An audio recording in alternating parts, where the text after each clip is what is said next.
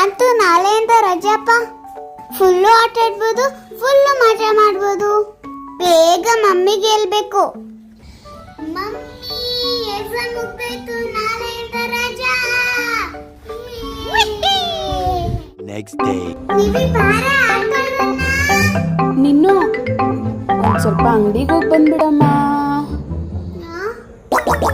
5 minutes later. Next day.